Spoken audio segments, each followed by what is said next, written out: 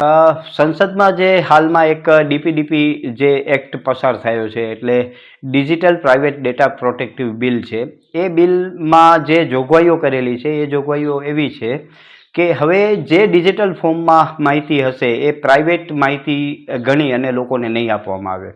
હવે અત્યાર સુધી એવું હતું કે ધારાસભ્ય, સંસદ સભ્ય, ધારાસભા અને સંસદમાં જે માહિતી આપવાપાત્ર હતી એ તમામ માહિતી આપણે આરટીઆઈમાં મળવાપાત્ર હતી. પરંતુ એ જોગવાઈ એનામાં કાઢી નાખવામાં આવી. પરિણામ સ્વરૂપે હવે જે ડિજિટલ ફોર્મમાં માહિતી હશે એ માહિતી આપણે આપવામાં નહીં આવે. ફોર એક્ઝામ્પલ તમને વાત કરું તો કોઈ રસ્તાનો કામ થયો છે, એ કામના જો આપણે બિલોને એ બધે માંગશું તો એ જે જાહેર માહિતી અધિકારી હશે એનો ડેટા નહીં આપે, આપણે એની માહિતી નહીં આપે, કેમ કે એ ડેટા ફોર્મમાં હશે એટલે એની પાસે એક બહાનું હશે કે જે નવો ડીપીડીપી એક્ટ છે એના પ્રમાણે આ માહિતી અમે આપી શકીએ નહીં.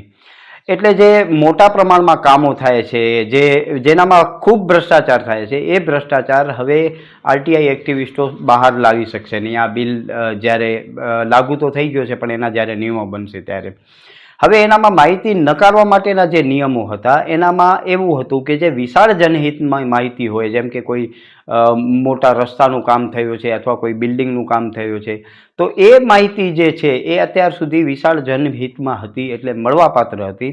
પરંતુ હવે આ જ્યારે નવા બિલના કાયદાઓ બનશે ત્યારે એ માહિતી ખાનગી માહિતી હોવાનું કહી અને જાહેર માહિતી અધિકારી આપણે નહીં આપે.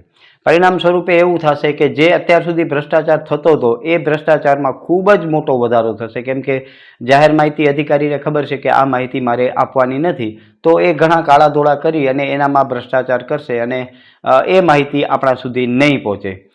એટલે એવું લાગે છે કે આ જે નવો જે બિલ આવ્યો છે એ ઇરાદાપૂર્વક જ આરટીઆઈને ખતમ કરવા માટેનો બિલ લાગે છે.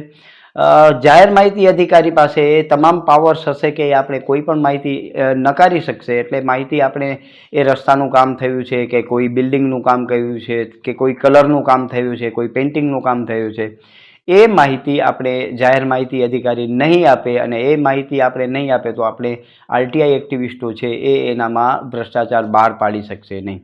તો એ જે નવો એક્ટ આવ્યો છે હજી એના નિયમો બનવાના બાકી છે. એટલે અમારા જેવા લોકો, અનેક સંસ્થાઓ છે, એમણે લોકજાગૃતિના માધ્યમથી સરકારને વિનંતીઓ કરી છે કે જે આ ડેટા પ્રોટેક્ટિવ બિલ છે અત્યારે એને આરટીઆઈની ઉપર ન લેખવામાં આવે અને આરટીઆઈની સમકક્ષ લેખવામાં આવે અથવા આરટીઆઈને એનાથી ઉપર લેખવામાં આવે તો એ બિલ આરટીઆઈમાં એની માહિતી મળવાપાત્ર હશે અને તો જ આપણે મોટા ભ્રષ્ટાચારો બહાર લાવી શકશું.